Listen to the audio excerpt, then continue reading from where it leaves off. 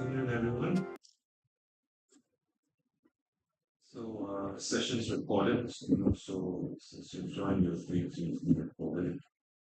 So, thank you, everyone, for coming online today. So, we have an online session. So, to invite presenter, practitioner, any honest or also that six, so, lab six, this time I will be looking at the work of Eddy Wong.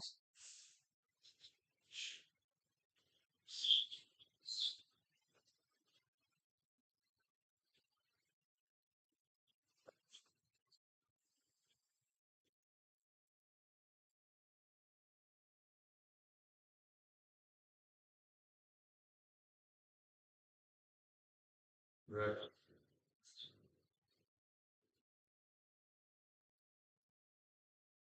So Eddie joins us today online. So for this session, we'll be looking at the title for this session will be Machine Fictioning, AI, and Tropics Futurism. So for this session, we'll provide a exploration of art made from the intersection of technology, history, and future imaginaries rooted in tropical and post-colonial context. So we hosting today artist Eddie Wong. So he will present to us this innovative exploration of archival narratives, memory, and speculative futures through the lens of artificial intelligence. So, as a Malaysian computational artist, Wong leverages AI, durational media, and interactive installation to craft counter archives that unsettle dominant histories and reveal archival silences shaped by colonial legacies. So his talk today will focus on machine fictioning, which is a process he uses to generate speculative narratives from fragmented family histories. So particularly around the themes, his work really works around the themes like identity, erasure, and tropical futurism. So Wong's recent work, including the acclaimed AI film portrait of the jungle people, which will screen for us later today during the talk, exemplifies how machine learning can deconstruct and reimagine collective memories and histories.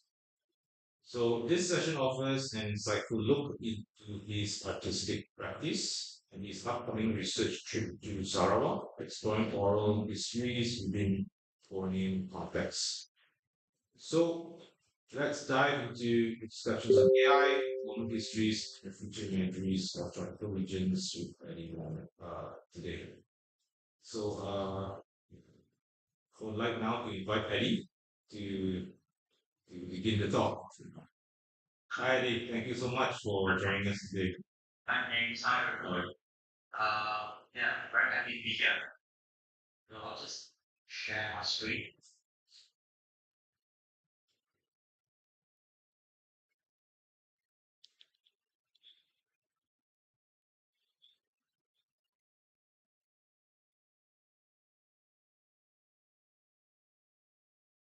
Can you guys see it?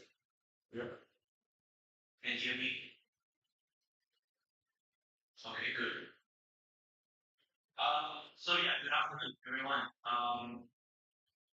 Very happy to be invited to the CCA lab, share my journey as a computational artist, where I work at the intersection of technology and also reflecting on personal and also collective memories of usually around spoken history in my own family and also mostly in context in Malaysia.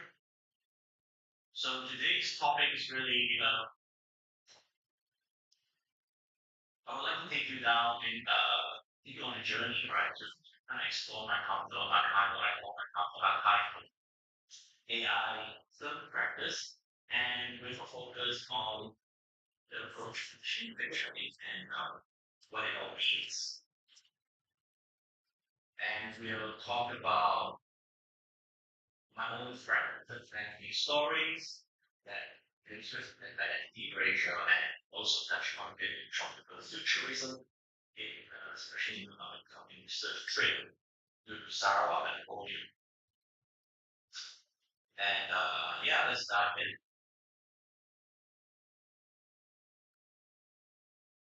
So my artistic journey really begins with film personal as political, and it really was influenced by um, family secret, so to speak, of that I learned from my family about my own grandfather. Disappeared into Malaysian jungle around late 1940s, 50s as a homeless guerrilla and was killed by the British government. So his stories and my family's stories, like many from the era, was largely absent from the official records. Living, so I was very inspired by the anti-Semitism report that I later learned, about, and also the portrait on the tombstone that of my grandfather that we did. So this is to me is of a false disappearance essence in my own personal narrative. So this mystery got me thinking about how our histories are full of holes and redactions as this is. And so that kind of leads to the colonial archive that I was very interested in as a sort of non-neutral space, but a space where there's systematic erasure happening, right? And colonial archive don't just depend on accessibility.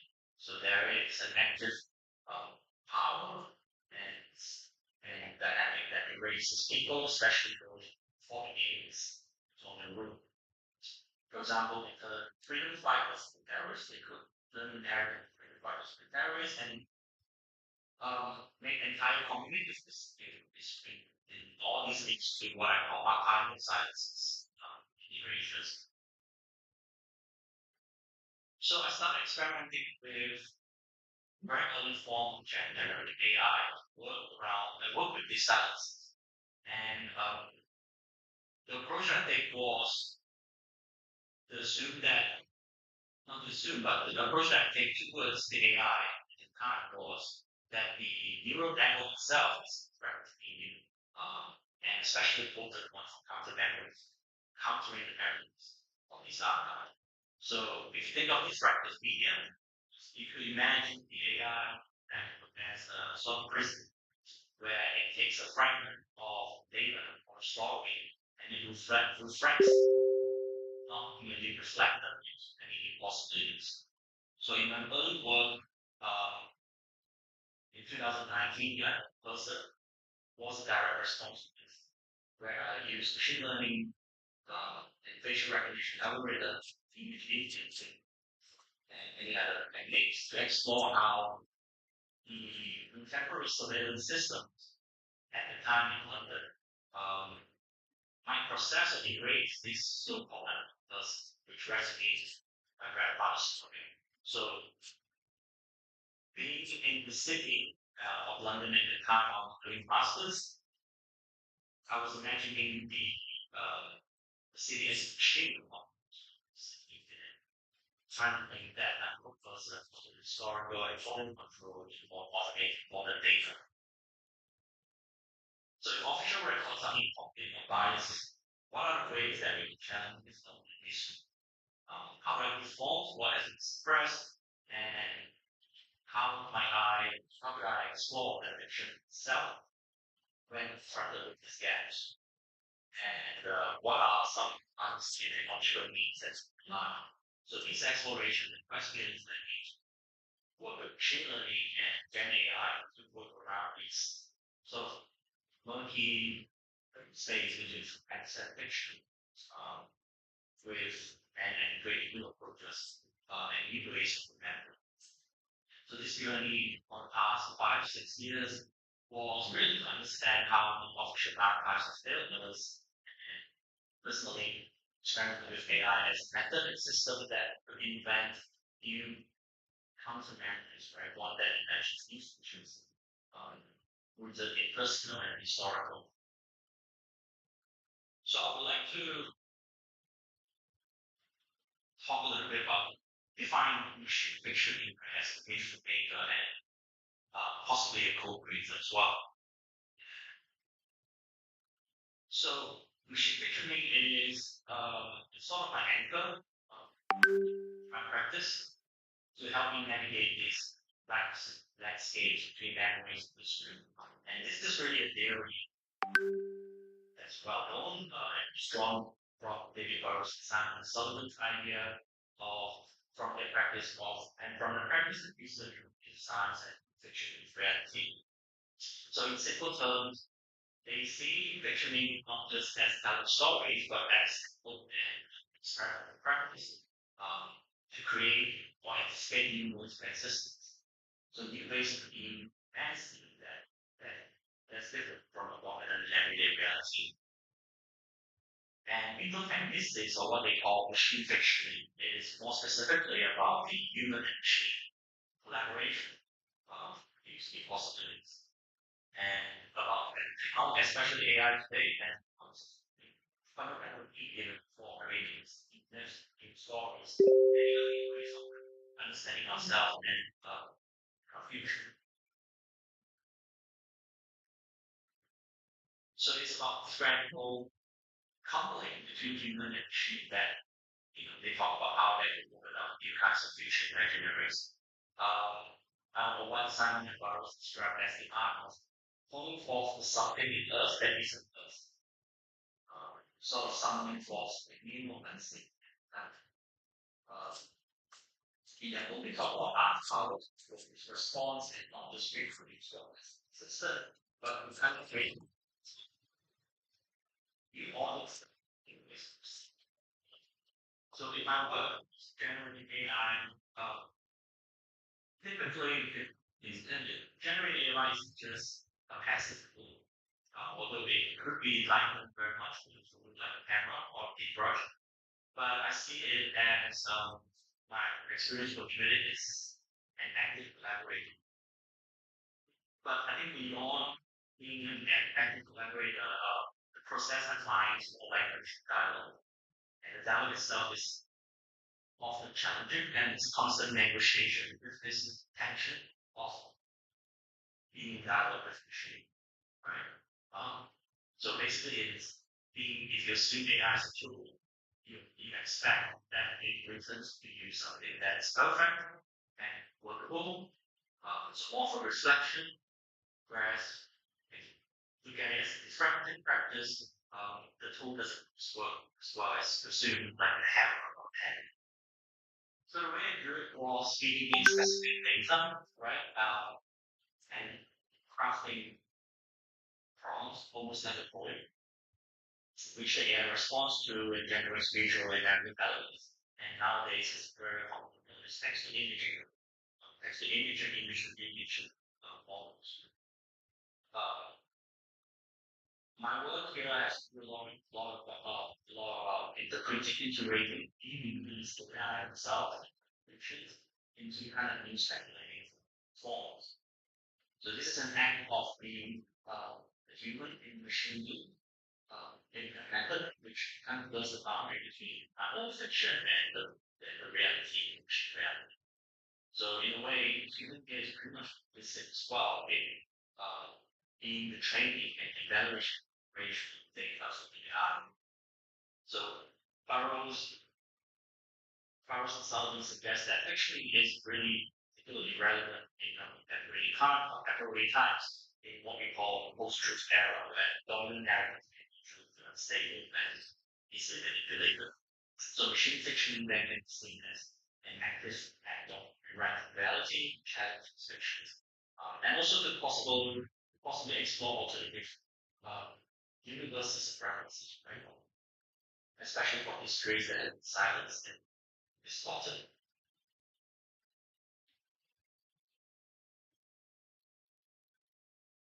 So when I'm teaching AI memories, I want to understand the materiality of AI and the internet. Um, the model knows to remember things in vast data sets as it trains.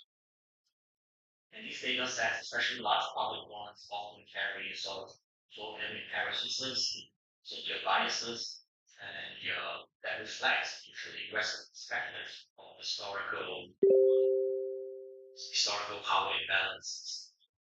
So the first step in countering this is to build as much as I can a custom data set and trying to feed data with my own curated mix of family photos, um, drawing inspiration from all of these screens, using all of this text itself directly through your graphical prompts and specific many other specific archival materials that we get with research.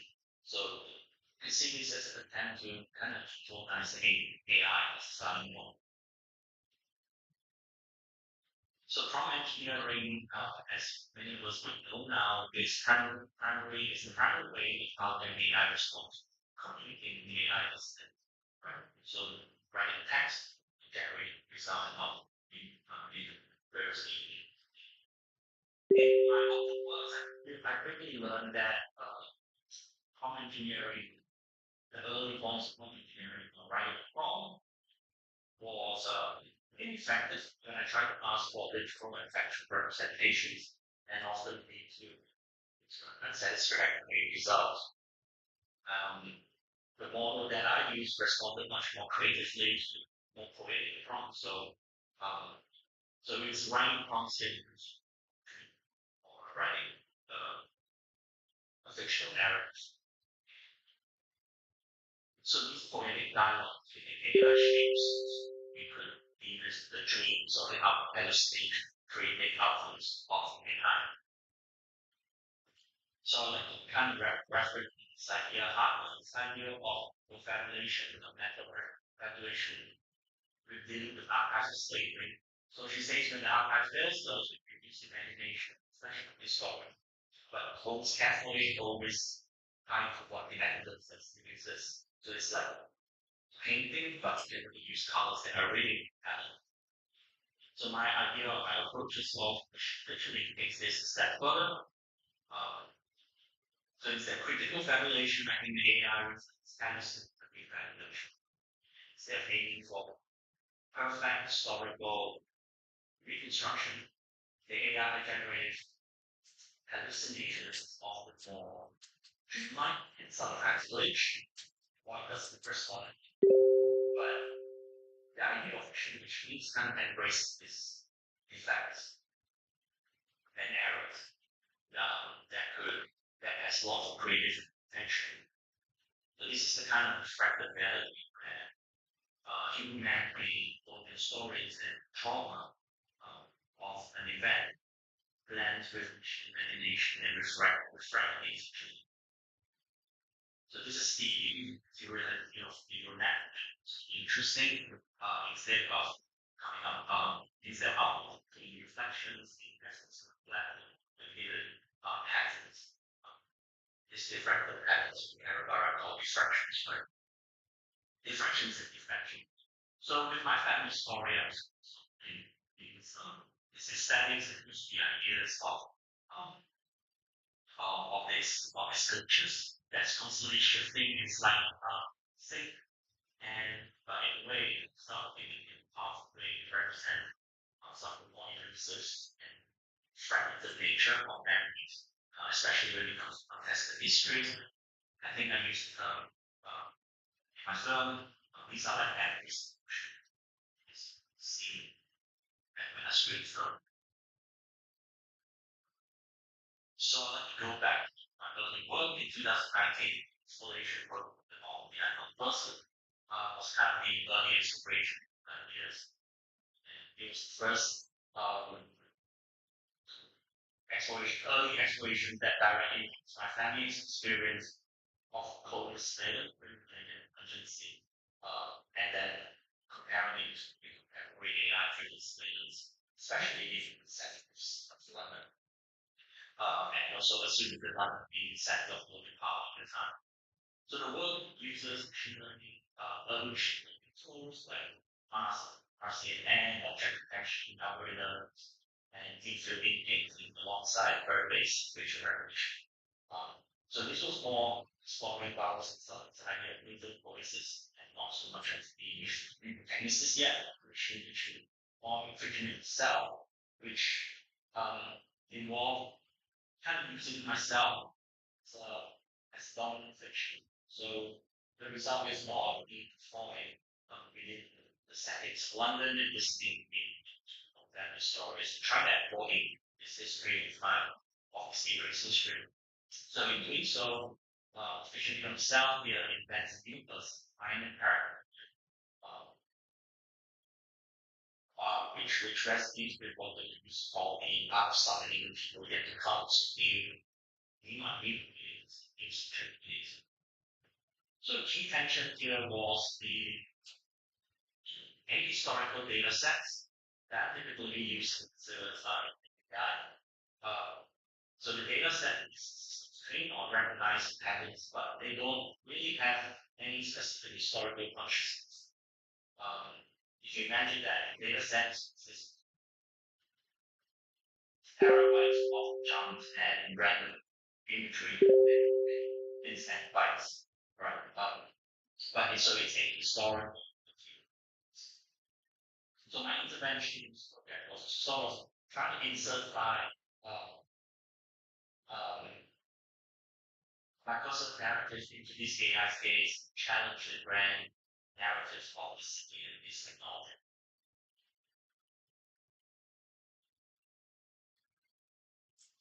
So the aesthetic of this particular work was, this was trying to get AI to erase my own figures and footage and trying to include myself into the story and embracing this imperfection, it's leaving trace, leaving the areas.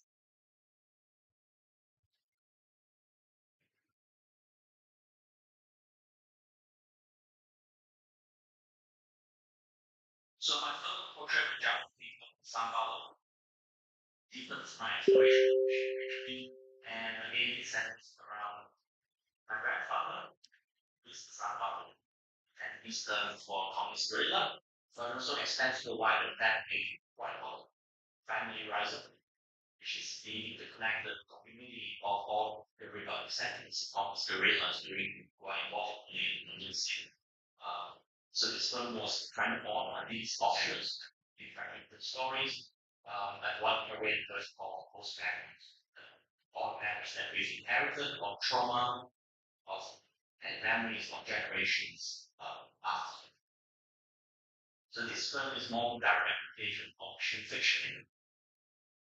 The models used here was early diffusion models, a mix of EQ GAN and discrete diffusion, trained on partly custom data sets of all histories and archival material gathered from the National War Museum archives.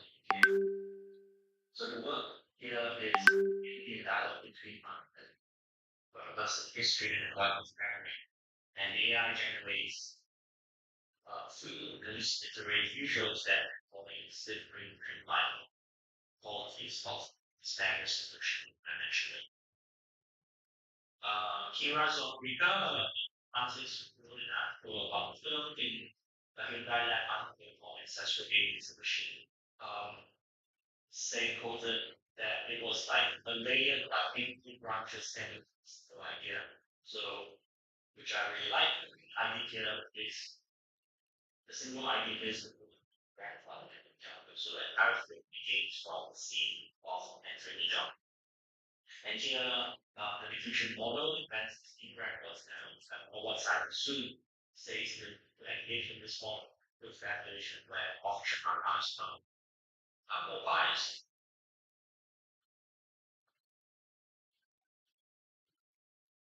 So the key thing, the idea about this film was not just looking back past, but trying to generate what I call an archival object. So this means creating new possibilities for this memories and understanding and imagining what would be and bringing back what was involved and giving form to this view, and giving form to this historical erasure and hopefully also to facilitate this generation of healing trauma. I was interested very much in the story of my grandfather and my grandmother, all that they could be through, but I was really One reflection on the film was made. I was more interested in writing the modern stories of all the team, while often calling extraordinary and historical circumstances. So the genre would refers to all these people as well, not just my family ancestors. Um, and the term jungle itself is often quite derogatory. So this film, the title of the film is between this and also the jungle is the direct translation against this language. So hopefully this the kind of voice that at least it's a very that was marginalized. So I will show a screen. I will screen film now.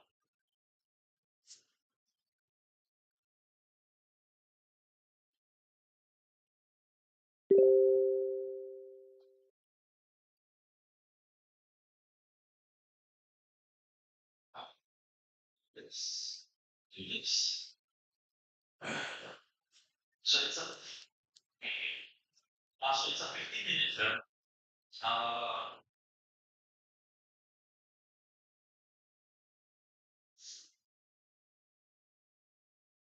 it's the sound. Okay.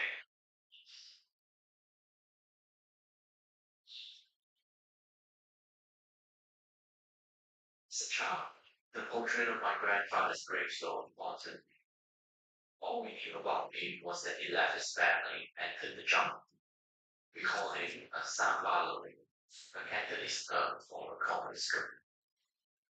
His parting words to his wife was, "Hong Kong is a whole God. Without a country, there can be no them." With that, he vanished into the dense rainforest and returned.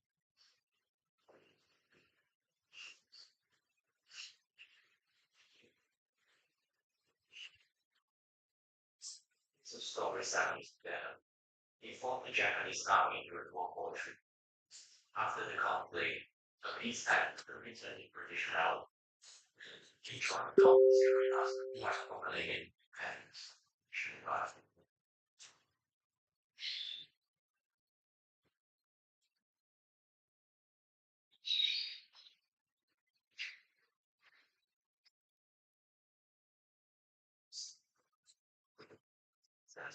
That's breaking down so criminal development. China's belief that a state of man contributes and slots for future descendants. Many stories about this leftist and this difficult. Outside the dusty of history, grandfather truth became an opposite fan, erased in silence for 6 decades. My knowledge of him comes only from studies that share. Official records remember him as a terrorist back then in a state.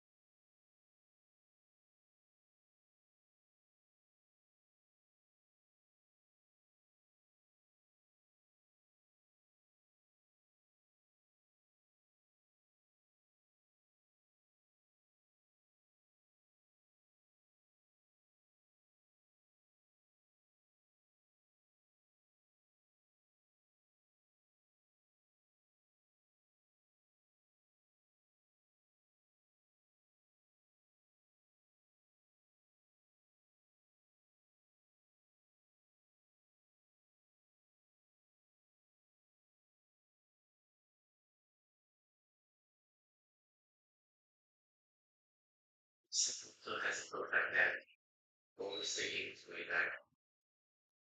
It's such a is not like that. Commercial education and fun artifacts and even trace a way back to one roots.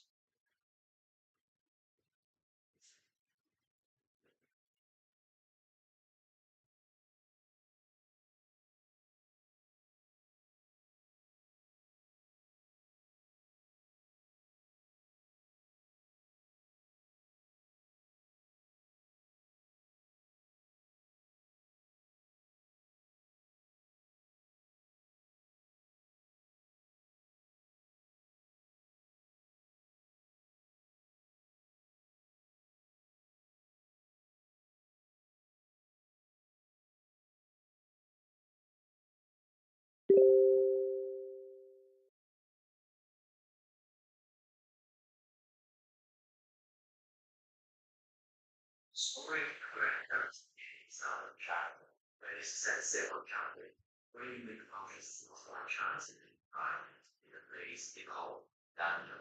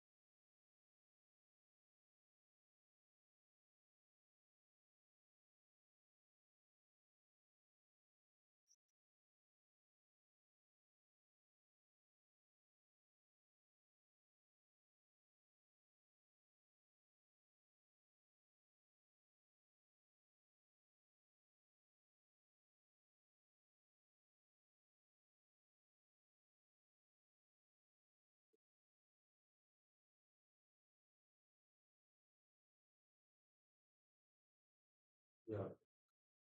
James Bond really stressed. Maybe let's try it. Without the review. Mhm. Maybe you could send the link to me or anything. Maybe I can play. Yes. Okay, Okay. okay. Sorry about that, guys. It's No like problem. that. Happens. Sure. The song sounds more unexpected. Yeah, yeah. Okay, let's try see words.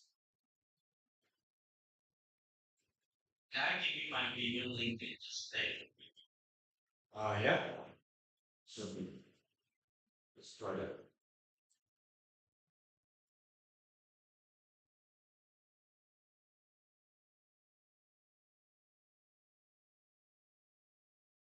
James, uh, I'll put it in the chat. Okay.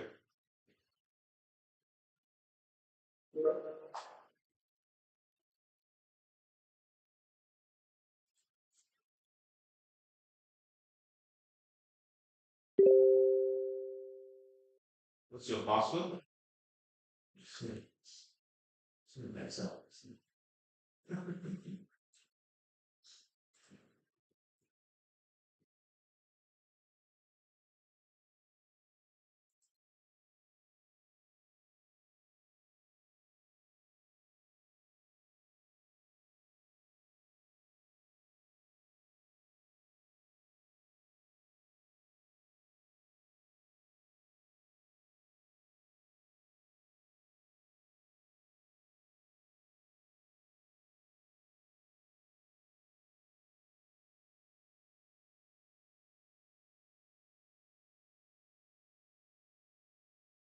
Right. Sorry. Okay.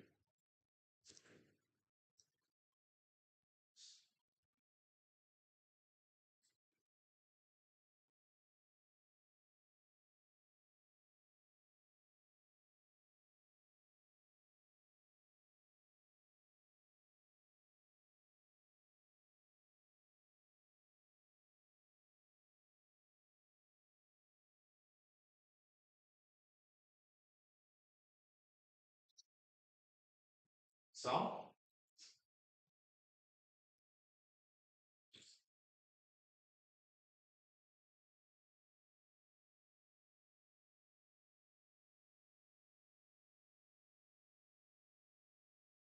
Like many voice stars. Oh yeah, there's Wait, is that there's there is? yeah yeah Okay. yeah. They live in other villages, fenced by barbed wires aimed at isolating them from the communist influences. They were subjected to strict curfews and controls, part of the British strategy to shape society through discipline and punishment, and to win over hearts and minds.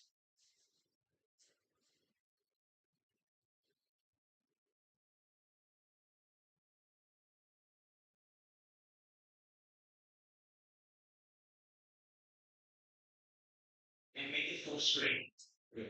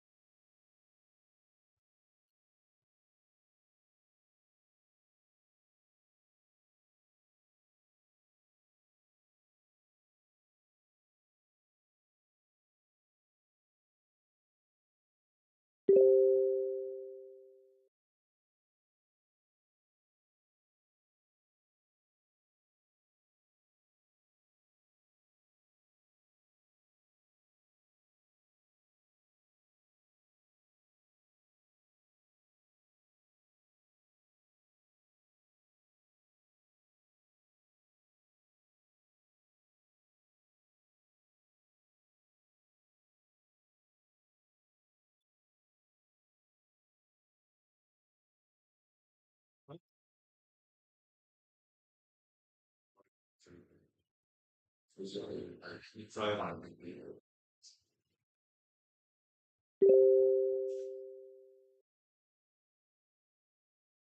I think we can't go full screen. All right, Yeah, can understand. yeah. It's too much for it. Yeah. Um, should we skip this? Huh? Should we skip the screen because that's the link and that's the screen to visit that?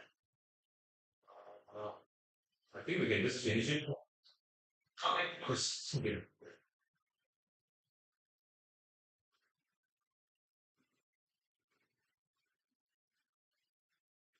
One night, soldiers stormed the house demanding for my grandfather.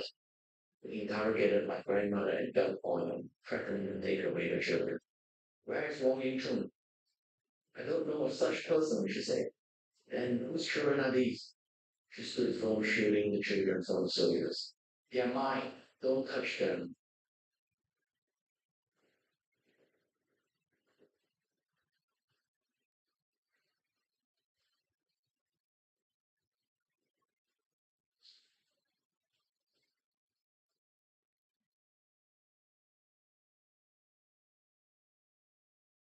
As a child, my aunt witnessed her father's tragic end. I saw them carrying the bodies of the guerrillas and hung them outside the conduct police station to be counted. We could only watch from afar. My mother warned me not to cry and keep quiet. Then she pointed out to me, that one there is your father.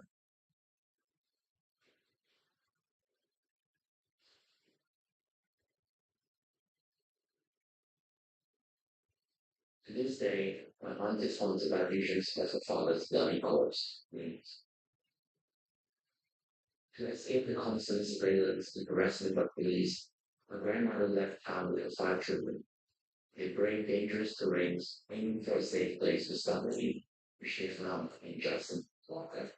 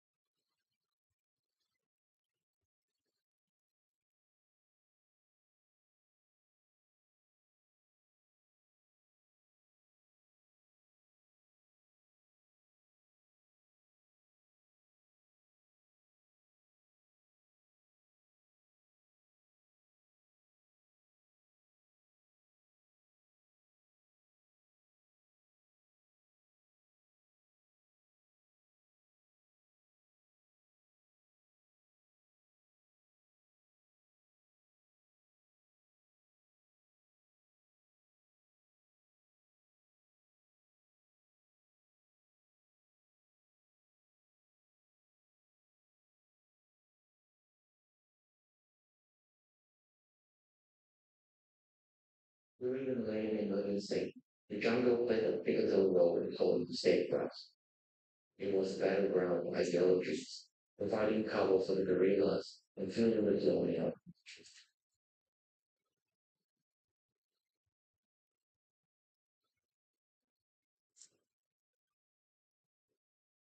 To the indigenous Rawa tribe, the jungle is sacred, believed to house the souls within its depths. Though we never found my grandfather's final resting place, we feel that his spirit still formed in the jungle and matched with indigenous technologies, manifesting in the trees, rocks, and animals.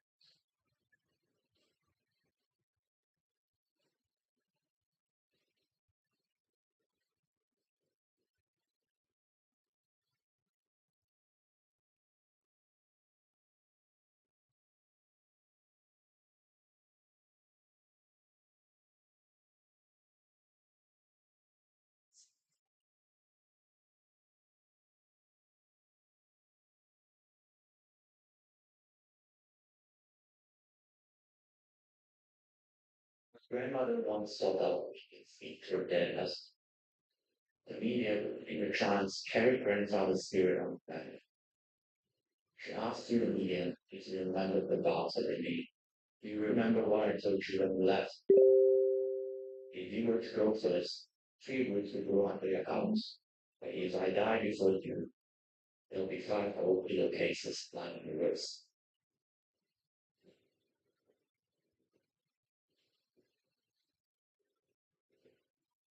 Grandmother continued, do you remember what you've always said to us? The medium's voice echoed in the shadows. Yes, if there's no country, there's no family. Was the dream worth the sacrifice?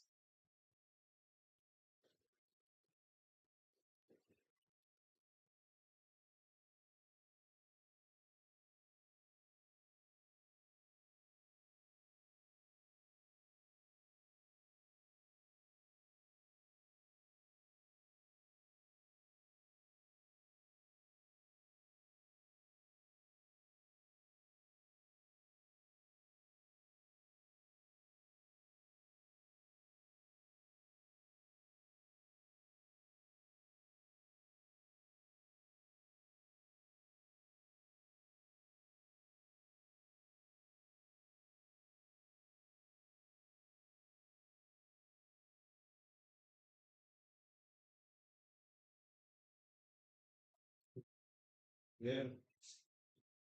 Okay. Okay. So,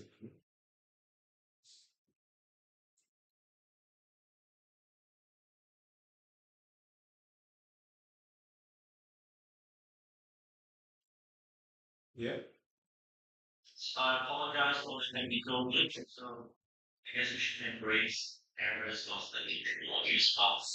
Yes. But yeah, feel free to send the link up. The password is somehow doesn't verify.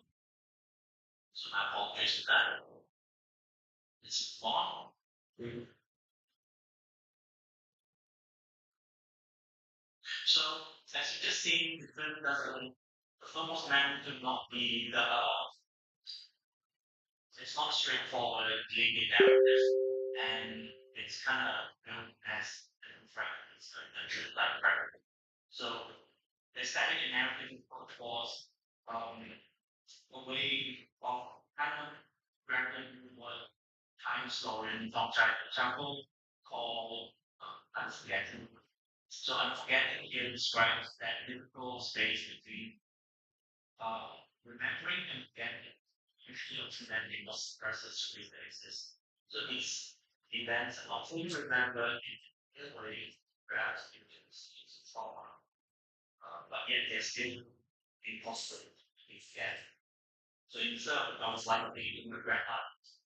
The grandma is in kind of knowing her husband and being husband and kind of involving his exes my face with our issue. So we shouldn't definitely be seen method of engaging this state and if this visual and emotional form is I forget the names. The artistic impulse here also connects to the rich tradition of our literature, that is literature by the ancient Chinese authors, where in this traditional literature have long explored the traumas of creative pregnancy and the complexities of the ancient Chinese identity, specifically in the face of all those traumatic history. So the film here aims to extend this sort of a continuation of this tradition of counter-narrative and rememorizing but through the political forms. Helen has in pieces silent form balancing act with space spaces and ideologies for all the avant literature. A little bit about my film mentioned that it's also a limit of what she calls avant which is literature specifically about money, is party, and also raising money is part of purpose. So, so yeah, it has its historical, it's got its traditional tradition, and also the way I describe it. So, however, this collaboration with AI is problems, as I mentioned in my previous talks. Whenever I try to prompt the system to visualize a specific atrocities such as those described by my family, where my grandfather's body was put on display after being shot at. The system mocked back with, and it fails to whatever. Right? It almost produces sanitized images, almost like again, right? So this is what I was calling. I was describing this as a problem. Okay? Right? So in a way, the AI is current. The AI that we evolve today possibly cannot see certain things or will not show certain things in this refined system. Technology that we use is that neutral and requires a constant critical evaluation. So post portrait of jungle people, my work continues to evolve around the idea of the counter archive and seeking other ways to engage with more speculative um, speculative repair of these silences and these marginalized narratives and using fiction as a way to address these historical roots. So I recently engaged in fictional healing collaborative filmmaking plan with City of Salvin as well, where I explore these ideas in a little short film called Ghost Game, made together with the team at collaborative filmmaking lab, counter archive collaborative filmmaking lab. In this film, we incorporate the component archive materials with the directly from national archives of museum, national archives of in the UK, Kew Gardens. So we reappropriate these documentation systems from again stirs and linkers and materials and trying to kind of be constructed concerning the valid strategies that we do under incarceration and rest for this technically stealing rubber from plantation. So there is like a genealogy of my family story is an genealogy of these sort of entangled in history, especially around the infancy period. So these my artistic journey is now brought up many complex technical questions, the fact that I'm using AI as well to tell these spontaneous stories. So I suppose we need to address the ethics right of AI. So some of the questions that we kind of branded with are also about how can we responsibly involve the experiments with children with AI, and how can we act as guardians and translators of our ancestral stories when our collaborators is not some games is shaped by potentially very biased training set actually bias power. And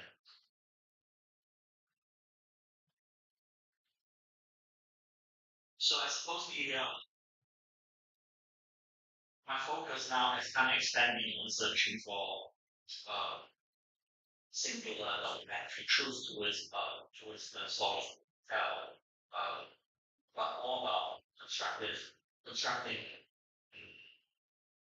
more kind of emotional affective histories that I hope would sort of foster sort of emotional connection to people in the story and also kind of reassert their voices and reassert their voices and their oral histories that we marginalized and maybe self-told as well. Um,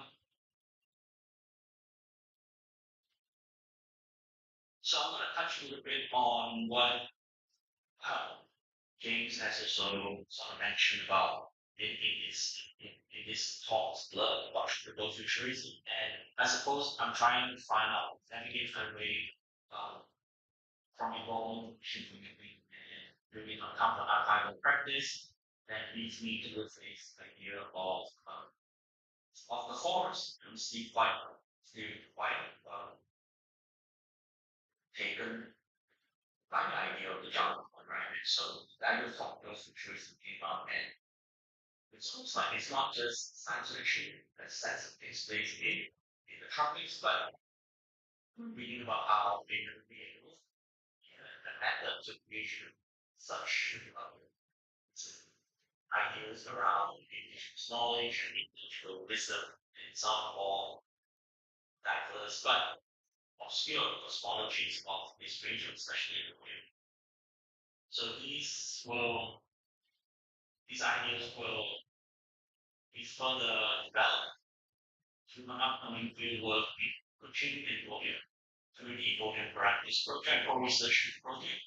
And working research project is titled Forest Call, which is step in this exploration. So really, still early days, but I'm trying to.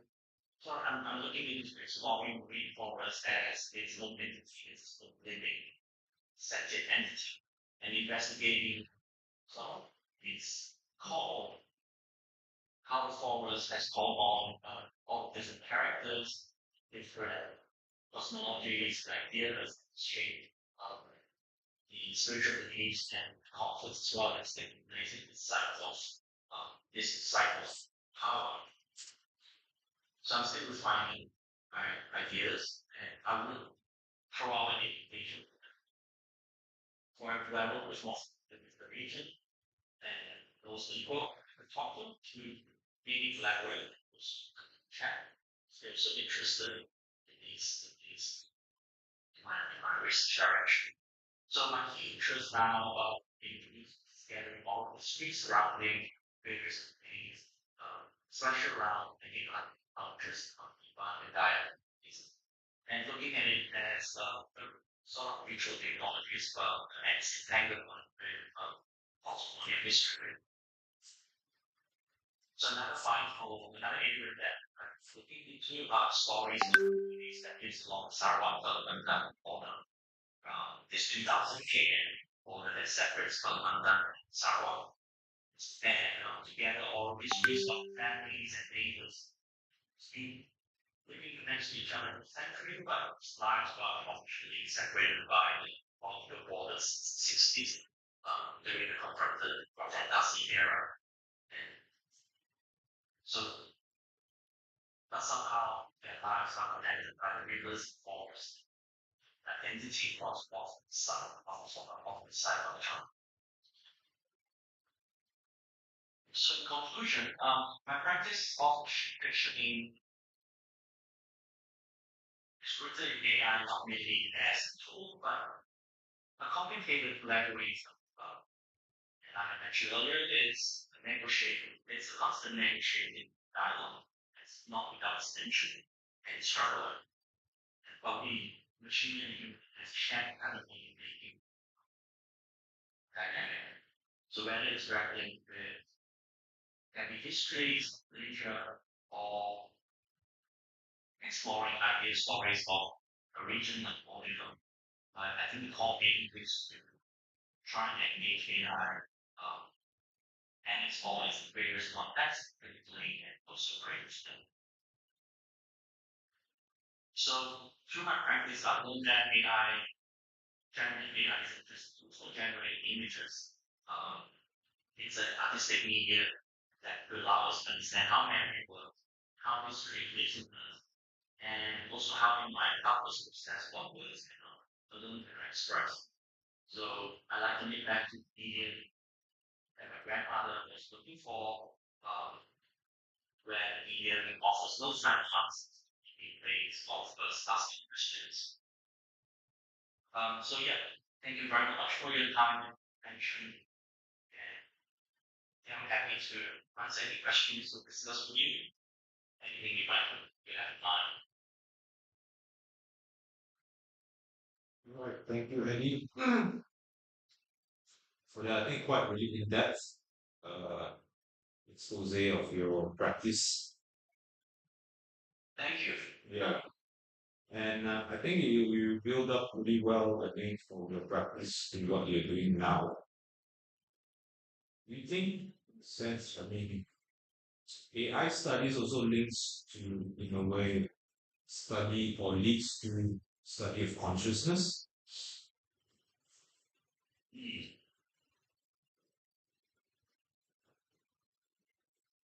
So do you think it's like when you build like these worlds or what you are also building, I think, you think are you building a type of consciousness or is it or that can will that sort of speculation actually evolve to become something or could be used in a sentient intelligent?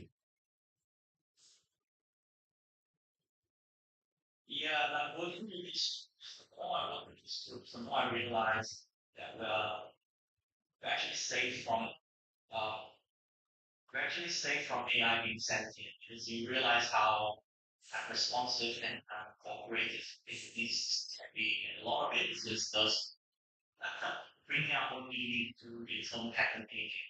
So obviously, the technologies that I work with aren't that sophisticated enough to reach a kind of AGI level. So I don't know if there's actually any consciousness for except the one that we're trying to sort of um, we're kind of putting meaning into it, really, if that makes sense.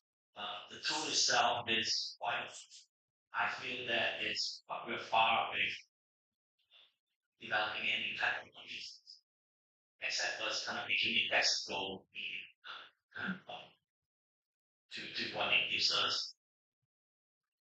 Yeah, I agree with you. I think it's that part. It's right now, at least on a commercial level, or Yeah, we just create on various sort of ideas and themes around consciousness in AI, and that's an interesting sort of speculation. But I yeah. think it remains it's not operational. So do you think, like, did you train your models on a local AI or was it using cloud-based type of systems? And so I haven't done it locally because again, this goes back to the cost of using AI as a material, right?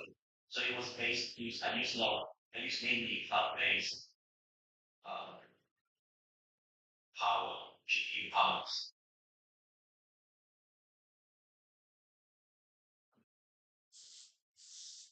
Right. So on, how do you actually develop get because the Malayan legacy is quite a sensitive topic, I think, locally. So, was it easy to get your work shown or accepted in around Southeast Asia or Malaysia, or was it easier to, or was it? I mean, this general question on the acceptance of your work then within the local sphere and the international sphere. So, what were your say perceptions that of how your work was received? Yeah, I feel. Obviously, this work has gained more audience abroad than locally. I mean, of course, it has been shown in a gallery or when it was first launched. So I was very grateful and also surprised by their choice. But eventually, the recognition was abroad, and I would say in the UK and Europe.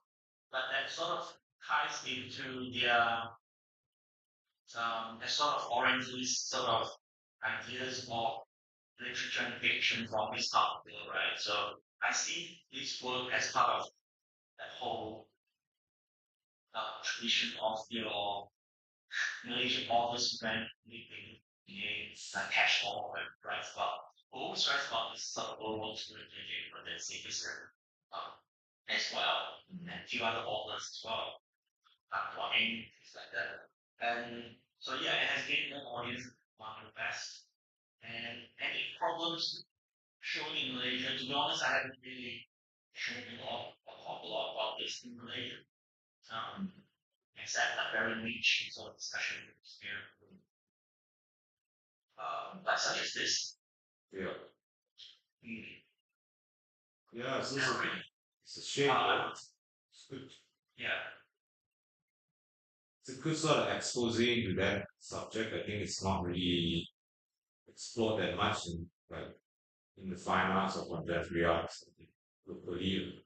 But I think as an event, as a world event, it was pretty big. I think because it involved an empire almost being bankrupt or trying to sort of re-establish their power at the time after World War II. Right? So, like, because Yeah. I found out why they call it an emergency instead of a war, because of the insurance, just to do with something to do with the insurance of the coverage Yeah. of from the empire. Um,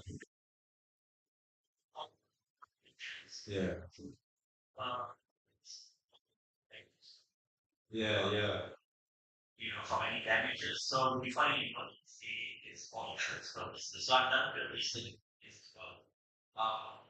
So this I didn't mention this, but in my earlier work, I'm a person where I was talking about situating myself in London.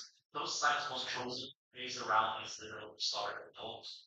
So some of the streets and some of the sites that I was in are some of the insurance sort of enclave in the city.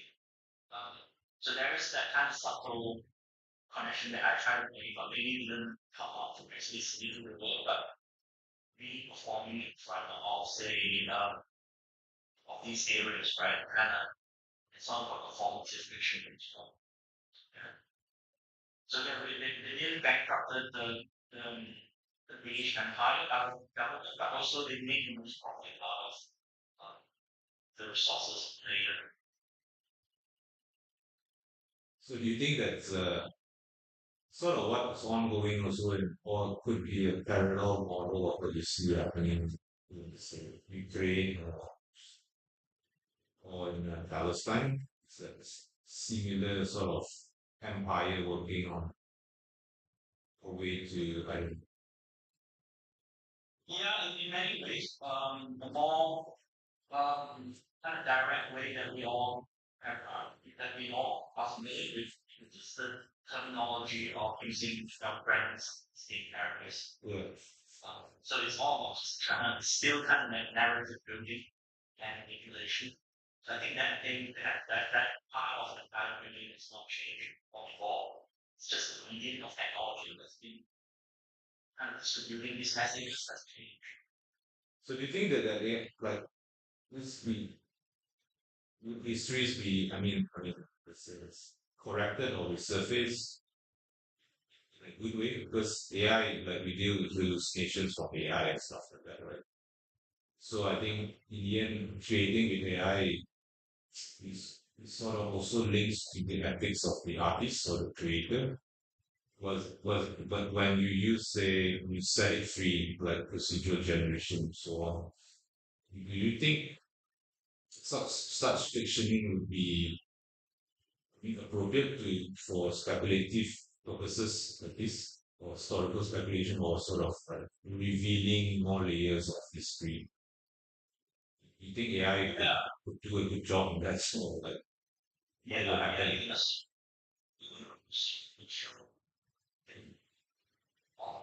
mainstream AI model kind of reflects a lot of this historical biases, really. Um, just the basic way of uh, the output that you most likely get from the man is white man versus so that was the accounting of a terrorist or a terrorist or a villain is almost that skin. So these are like inherent biases already in the data set. So yeah, you can see that it really you could use this to bring that down narrative consciously as an artist, or but uh, in fact, I think it's imperative to, if you were to work with AI, really begin from a starting point that this is not just, that's why I always say that it's not just, it could be used as a tool, obviously, there are tons of tools that you make with AI, but if you kind of dig deeper into it, and especially making art and stories about it, it's actually a more active agent, collaborative agent, but also a collaborative agent that's not always friendly. So I never really like info creation. That's very kind of corporate technology. It's always a negotiation that is feeling tension and almost adversarial tension is all these volumes as well. Especially now with all these the emerging of video and text to video models. They're so they give you such clean and crisp stuff. Like this totally like feels like a complete movie. And to me this I find it very often that everything looks like stock video and very perfect. Yeah, I So just I agree don't with you know. on that part.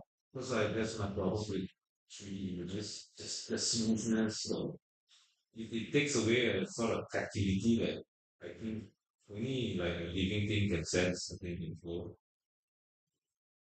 So it's like, Yeah, right, in terms of aesthetics, where are we going with this? Are we going to a world that's everything smooth and sort of frictionless, or sort of, but in a sense, if we go there, will we lose our senses? yeah, I agree. Yeah. So I'm thinking like, yeah, you could, I think AI in the sense could be one or another. But you think that, yeah,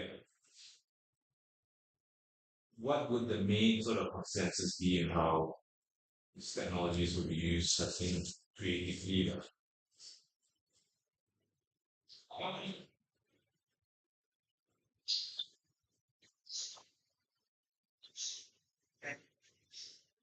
Creative art making, right? Filming. That's kind of good. Everyone could sort of make a trailer, but I don't know. I don't know. It's still there's a lot to do. There's a lot of stories that's being left untold, and I don't know. Sometimes I think AI is the best way to kind of um, so I always say that all AI work is about the technology itself. So you can't really couple the creative part of it with that kind of tool. So kind of making work with AI is really kind of opposite with that whole the politics around the tool and stuff like that. So I'm very aware of what I use as well. It's all in the hands of corporations. Uh, and also kind of trying to train one of your earlier question about training it locally and running it locally. There is that cost barrier involved as well. So I think that yeah, that pretty much doesn't really feel about democratic training. So there's that kind of barrier entry as well now to making AI art and gets more and more expensive. So I don't know, I'm kind of complaining like an old man. So how would will you integrate any AI technology into your new research projects that you do with the tropical futurism? Yeah, the commission not specifically for enough it's of uh, previous work.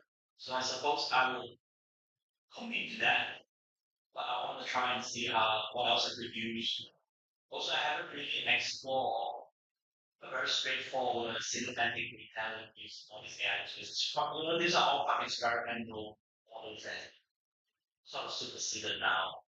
So I haven't really kind of delved into the newer platforms and system that really allows you to make these synthetics good. So I'm interested in try that, but also to see what questions arises from using these sort of more mainstream platforms. To look at playing with the aesthetics, say animation, things like that, Yeah, stories. maybe certain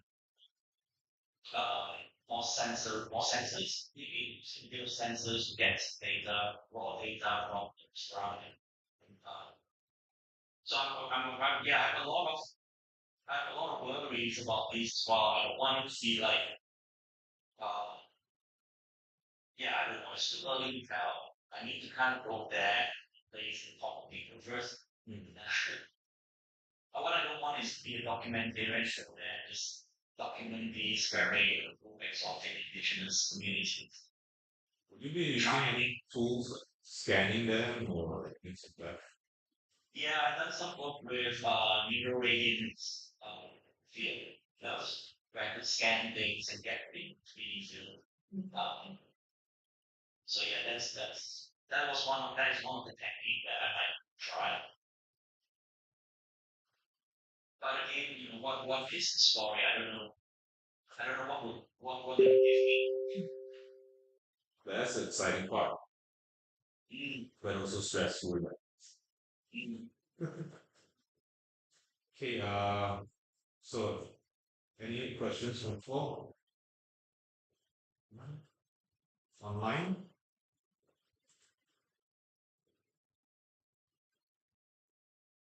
Any questions online? Yes, Mr. Salvi?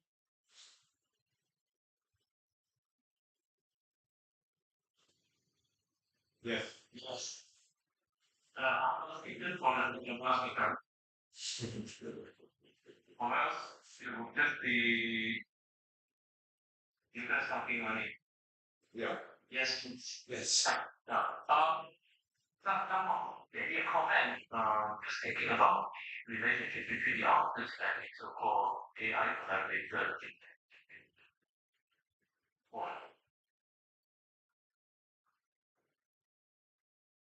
Yeah.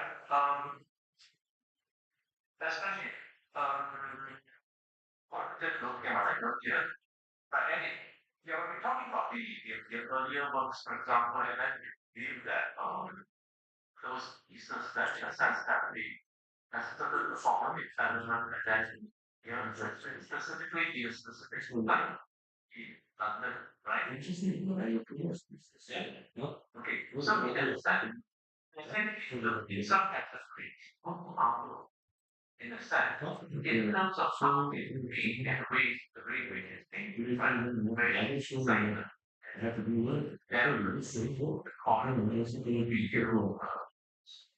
Yeah. You know, there's something we can hearing business. So it's also like, wow. That's a really emotion. Another show on the no laughter. Right.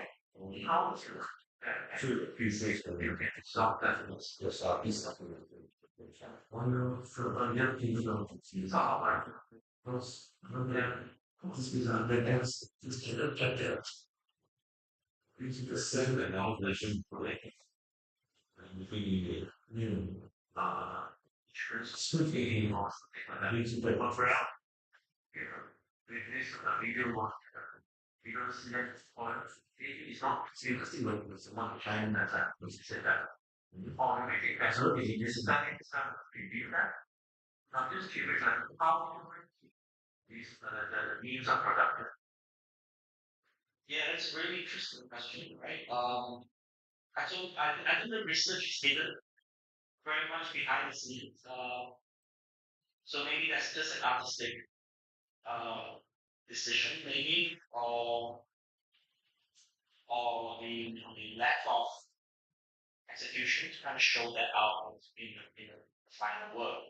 But I suppose I was always trying to break the dominant sort of main stories that we've all known. Right? So that is inserting some of my own. I'm more comfortable telling stories from that I personally know, and I feel that there's a lot of my own family histories that can be little sort of hints, right? Little hints kind of rupture this little larger narrative. I suppose that's the kind of critique of how this large dominant narrative is still kind of owned and accepted by the majority. And so maybe I'm kind of building towards this little. If you think of everything as a fiction, I'm kind of building this little stuff based on my own family history into inserting this larger narrative um, in a way to kind of rupture that. Uh,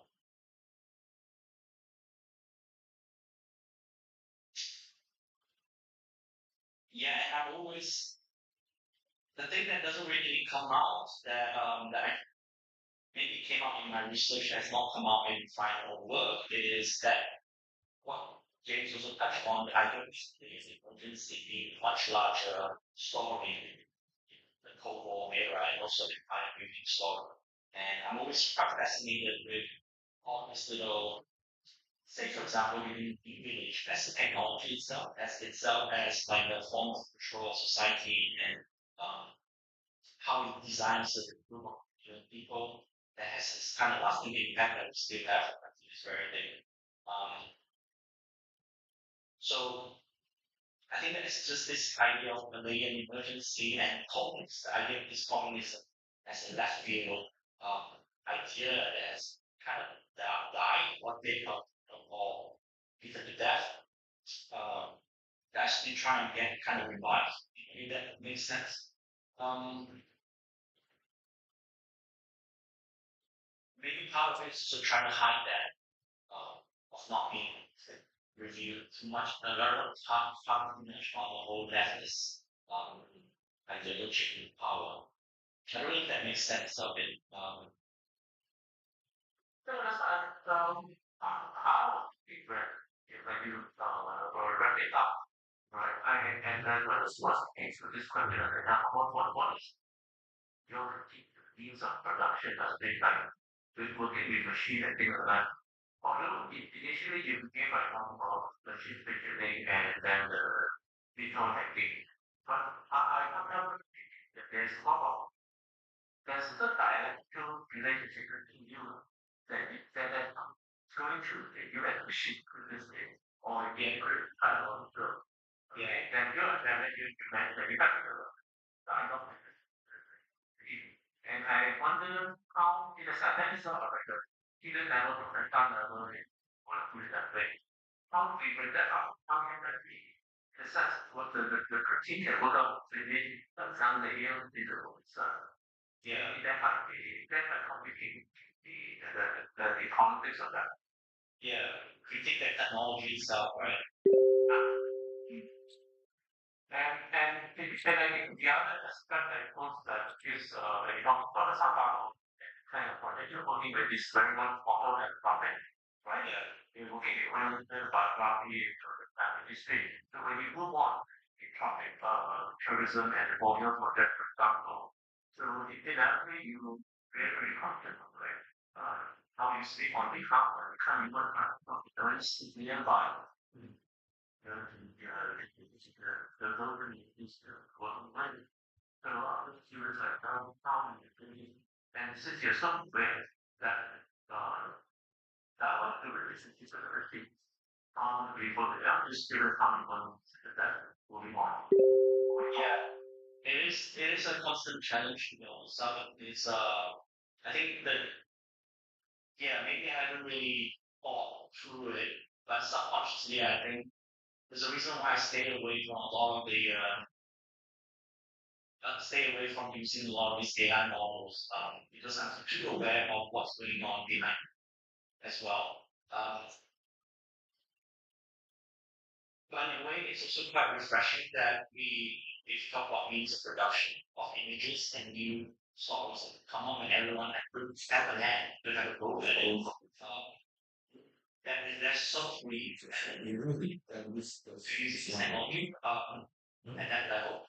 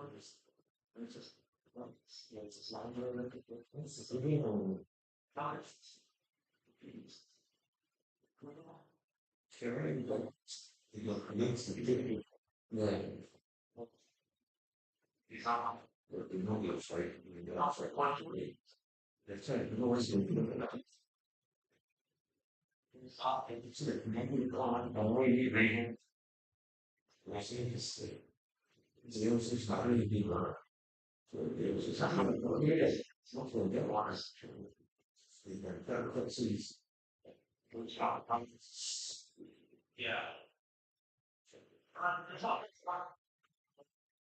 Thank you for the suggestion. No, I think you want for context.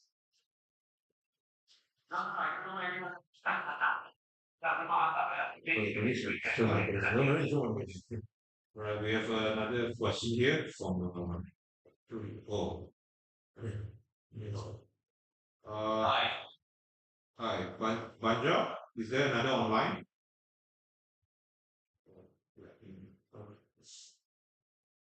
Okay, Susie, yes, you may take the mic. Okay, hi Eddie. Hi.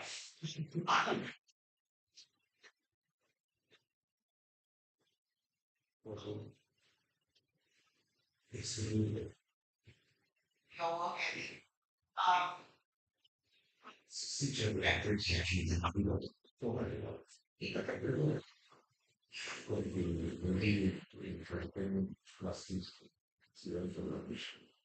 one reason.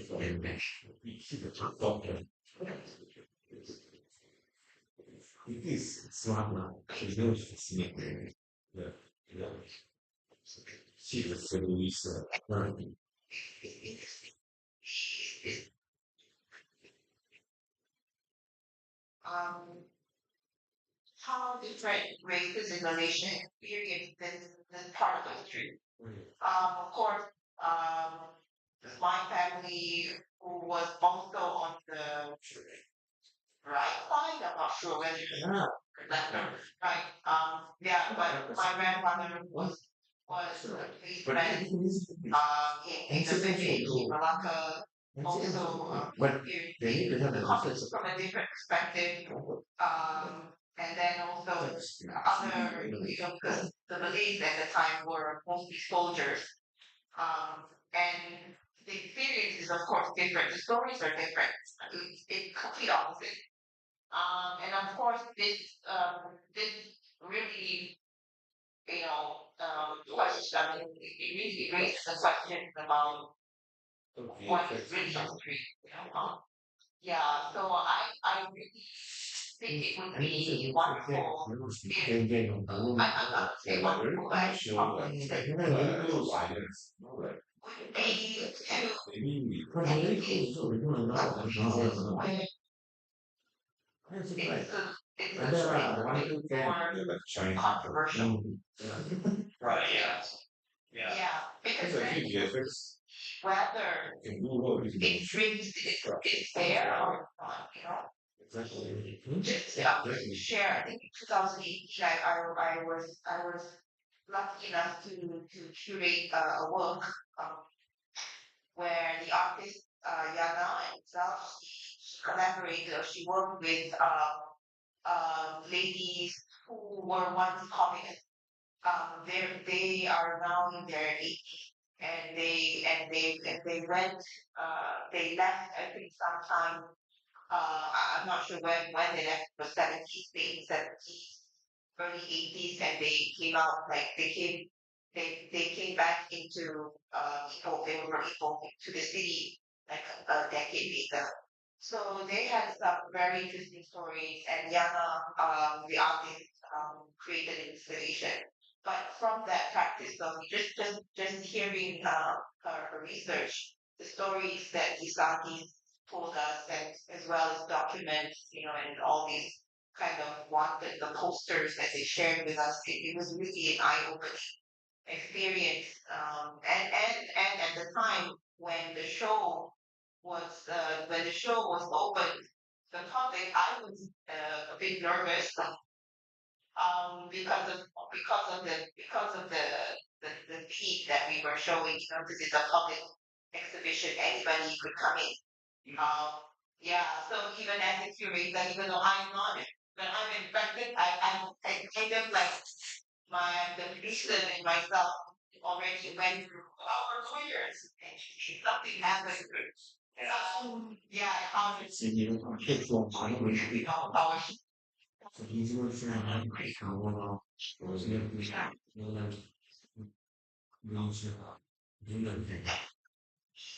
our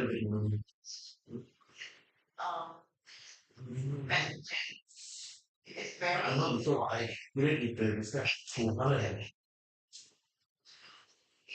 now. But still, there was one audience. She showed the fact.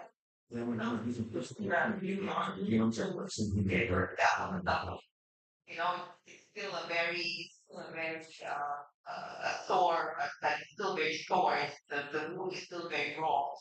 Yeah, so I thought this kind of temperature is interesting.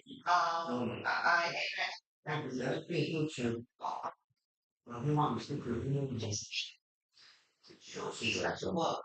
On about it, and making me very aware about it. Yeah, so that was nice. So, continuing now, China is the fourth now.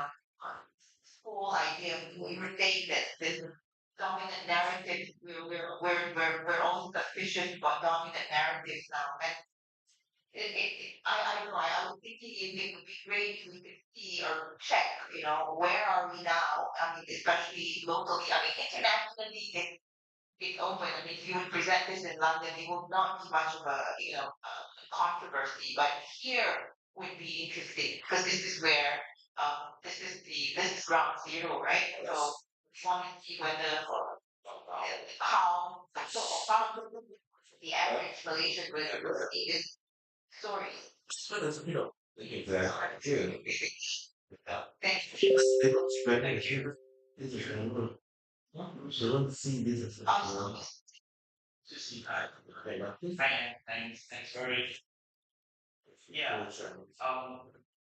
I'll give you a suggestion of the ground zero. And trying to share what is already told, right? But I think I got a lot of response from even though it was shown internationally and it predominantly safe environment. But I got a response mostly from people who are sort of example for this Korean lady whose family grandparents reflects a lot on mine. Her grandfather or her father, I don't remember, was separated by North Korea and South Korea and they seen each other for so many years. And same thing with Bosnia. I understand Bosnia as well. So I'm getting a lot of stories that one more so and less to do with the actual left versus right ideological war. And I think that kind of goes back to not originally intention of young people, really just to maybe in a way of cloaking a communist topic within my family, within a very universal family of husband, wife, husband, love story, and family, being fragmented and broken apart. And so there's maybe another layer of that is in AI. I find that when I try and present this book, many patients, the AI conversation around AI, politics, these tools sort of take takes over technical idea solving itself. So this is many changes. This is why I think it's a great work, and Thank you. Right, we have one, two questions here from the floor. Hello, Eddie. Good Hi. afternoon. Great work. I mean, I've heard about the work, so thank you. Finally managed to see the work. Just two quick questions. One is in terms of uh, you use the term negotiation with the AI, and my understanding of Simon's idea of fictioning, one of the important argument that he makes in terms of fiction and art making is the agency of the artist. It's actually creating those sort of fictions, right? And how he enables or practices fiction making through his agency as an artist. So the question is, uh, while the term you use, I understand in terms of negotiation instead of co-creation. However, where is the agency of the AI? It seems more like you're prompt and you're creating these images and you have a particular way. Of course, you're going against a certain particular data set, which is what we're trying to complete. But nevertheless, it's more of your agency trying to navigate this sort of preset information or training data set that's already in there. So, where exactly or how exactly does the negotiation takes place other than trying to navigate this sort of data sets? Because I can imagine if we have the resource and access to information, and importantly, if such information is available, we can retrain the AI any way we want. Possibly, it's possible. We can actually have a totally different sort of data sets that would align to our sort of narrative, and we can use it to say whatever we wanted to say. So where exactly is the AI and how you are negotiating? That's a big here. That's one question. The second question I have is also following up with this, right? Usually when we think about AI, or more importantly in artistic practice, it usually comes out through existing form of medium. So in this case, it came out as a film. So and this is the sort of rhetoric that we hear about AI, right? AI coming to replace human labor, coming to take over this job, coming to take over this job. We don't actually see AI, we see AI intervening in existing processes. Yeah. Yeah, so we don't know what is AI actually. We don't actually see it learning, no. What we see is the output, and the output pretty much uh, piggybacks or, or abides by existing forms of consumptions. Yeah. Yeah. So in that sense, it's also that's another question I have, right? Like, of course, I understand, and I think it's super brilliant work. Really love it. Thank you for showing me this. But nevertheless, it's also abiding by certain logics of filmmaking. It has a narrative, Yeah. it has an arc, and there's a script, as you said. So all this actually does not necessarily really draws out what AI is, but it's more like using AI uh, to present something that's already from existing forms of media output that we recognize. Yeah. Yeah. So that's another question I have, right? Like really, how do you negotiate that? Like because you're always constantly pressured to produce some kind of output of what you're researching. And as an artist, we always do this. You try to think about ways of output, and the easiest way out is gravitating towards the existing forms of media output that will easily be recognizable and acceptable to an audience. Okay, that's the biggest. Thank you, and actually again, Thanks. good work. The agency where does the AI and vice versa. Um, so I think there was a lot of my input, obviously, to kind of control where the AI goes. So I don't know if you, so I was training animation, and I would say in animation, all of the when we do hand-drawn animation, we gave it keyframes, just the main point A to point B, and then in between, I just want uh, we kind of have to draw the in between, right? As human beings, like we kind of from the vision point one way. So in the process of this making of say the younger people, the human agents really gave the model, the points, the point, A to B, and B to C, and so on. The in between stuff are the stuff that I can control. So for example, if the Bruce, um, images of Bruce changes doesn't could morph into a certain other things that I did not prompt for. So maybe that's more of the model's fault at the time. And that's when I had to jump in and control that as well. But at the same time, sometimes it brings me to a certain point where that I never thought of. For example, the roots heading towards, say, a waterfall. A waterfall is not something I thought of, but from that point, I pick that up and say, okay, let's have this sort of water kind of flowing back into the sea. That changes the narrative. So when I say I've written a script, the script was always changing. I don't have, if you look at the recent notes that I have on my script, the final ending of the story has changed the original script that I wrote. And the way I feel that has changed my family story. So I suppose it's still quite contextual. The agency of the AI and the human collaborator is still quite contextual, and I would say the human has more agency over the machine. And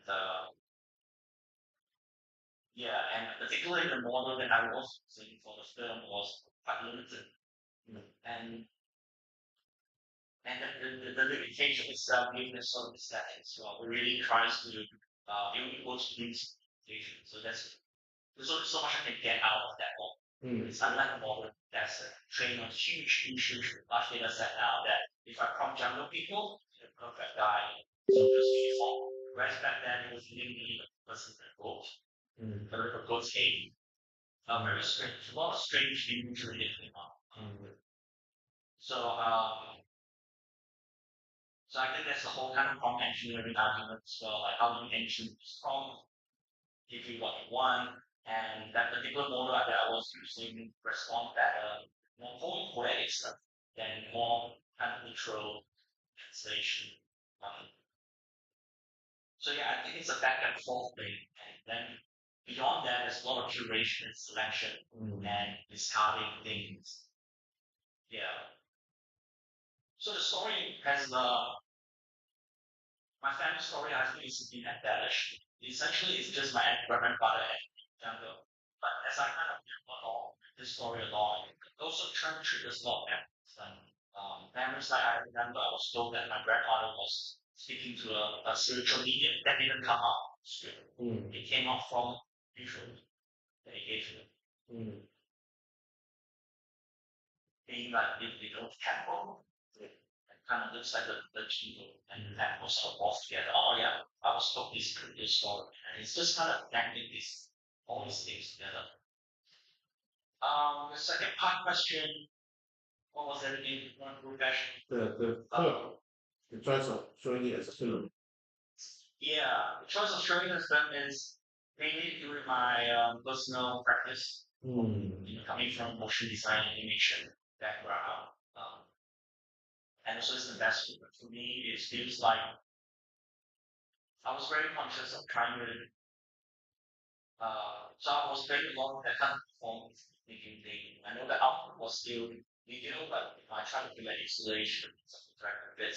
But I was quite conscious when I came back to Malaysia that I would want to be a moving image piece, kind of drawing from a still idea and see where that takes me from. So that was kind of the seed of it.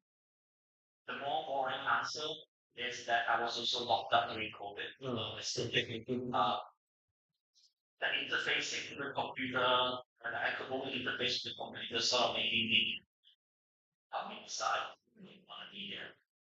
But you're very right, we're still quite limited to the output as the traditional mediums, traditional outputs. So yeah, it's all about AI attaching it to traditional media and making it quite efficient. And so it's more like a in that sense. yeah. So yeah, exactly, Eddie. So that's, I mean, your presentation taught me to think about this because you think beyond year two, and that's what you're aiming for, right? And That's not, mm, mm. it's not pure. Okay, anyway, good work, Eddie. Thank you very much. James. Yep. Yep. Correct. All right, Jafon. Okay, we have another question for you, Eddie. You're very popular. Yes. Hi. Thanks, sorry. Sorry, do you have 5 minutes? Is 5 minutes already? Yeah, we still have 5 minutes. Okay, cool. Hi, Eddy. Hi. Thanks for sharing your work and the processing.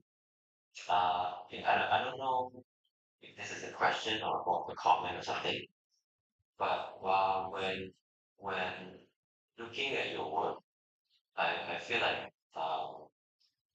so coming from I guess the tradition of computational arts and the kind of practice, I noticed that, for example, some of the imagery you have drawn to, like for example, like and I'm mainly talking about aesthetics.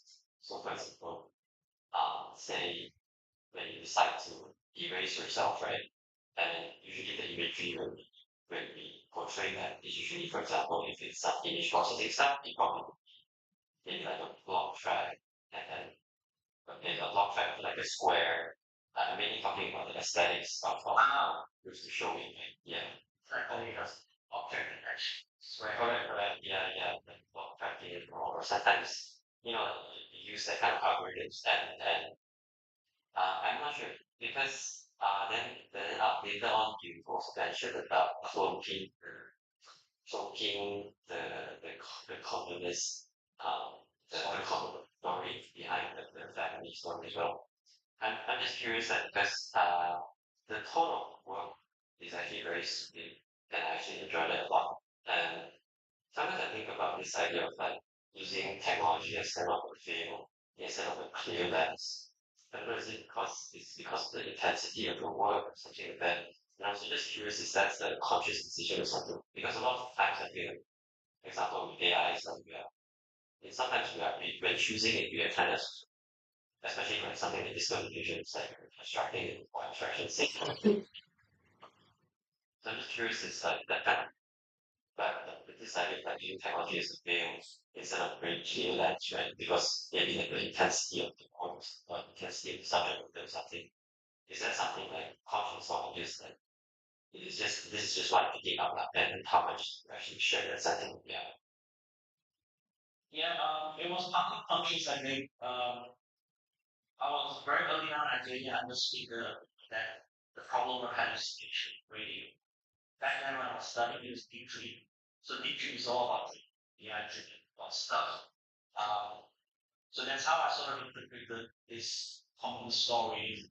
What is myths, right? And people or communism in a way and latency, and also my own family story. So it was a very direct conscious thing that yeah, we're all kind of on this world, given all these myths. And so how do I kind of navigate it more? And so I think the model itself also lends to a lot to the sort of dreamy aesthetics as well. But yeah, to answer your question, it was the evolution. It was a conscious decision. And how everything came from Spider and Jungle and work itself, the techniques, yeah, some art itself is quite so direct text translations from actually entering the jungle. We also learn the literal prompt. And I think a lot of it stuff that's the almost like seafood. Uh, what was the other question you gave for? I think that was the question. I guess yeah, I was just curious. They sort of like a cloaking thing. Yeah. Yeah. Is that count? Is that actually a thing? So that's what I was. Came out of my own kind of feeling about uh, the whole incident. Um, so if you want my summary of my entire story, is just it was quite it was a very needless sacrifice That's my family's one thing. We have no left or right of people stands in the whole in history. I think our family is just kind of like independence are quite forcing, which is what a pity. Yeah, I get what you mean. Thank you for sharing. Thank you. Right. So let's check. Do you have any more questions?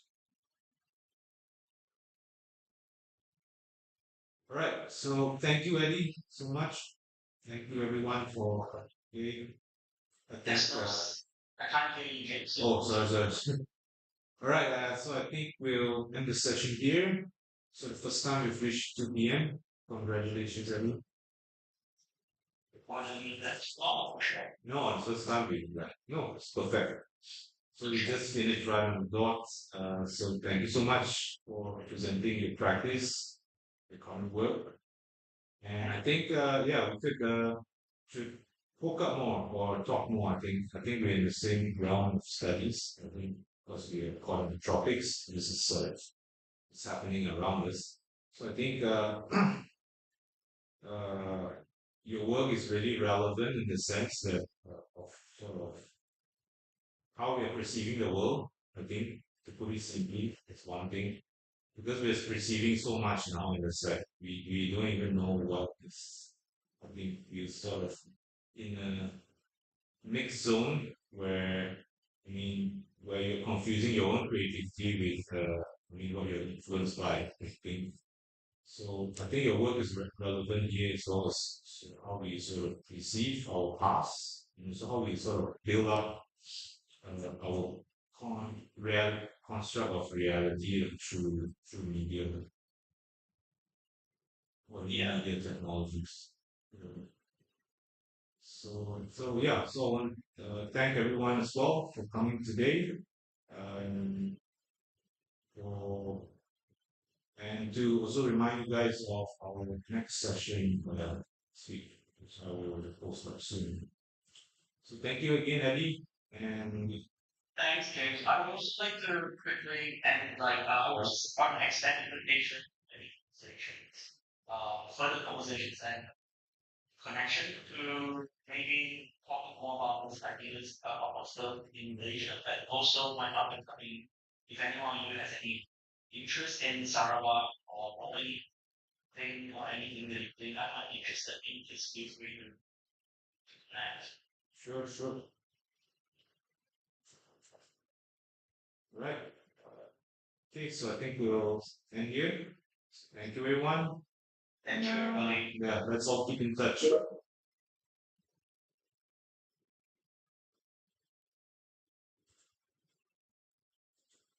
Okay. Thanks, James. All right. Thanks, Eddie. Bye. Bye. Okay.